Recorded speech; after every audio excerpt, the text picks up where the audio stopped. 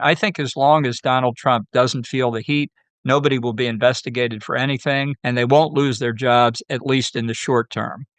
But the second metric at work is what has all this done to Trump's view of the people themselves? How much of this does he take before he says it's not worth the risk down the road? Now, that isn't going to happen this week or next week or the week after. But we had Hegseth earlier in the incident with Elon Musk, somebody maybe inviting Musk to the Pentagon for a briefing on the China war plan. Remember that war plan? I do, Uh, yeah. Trump specifically said later he didn't think that anybody should receive a briefing on the China war plan. That's the correct position. And he said, almost gratuitously, Elon has a lot of business in China. That could be a conflict of interest. Well, indeed, it could be a conflict of interest. And that was another signal. He didn't like that at all.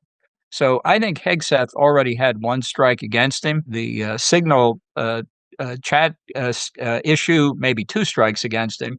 But at some point, I do think people become vulnerable. But it would be, as you say, no action will be taken until a couple months from now at the earliest. I just think at this point, the only issue for Donald Trump is whether he's being hurt, and I don't see that he's suffering harm at the moment. It could be polls will show that there is harm, but that doesn't mean that in his mind many of the actors in this particular drama have really used up a lot of their political capital and are on very thin ice with him down the road.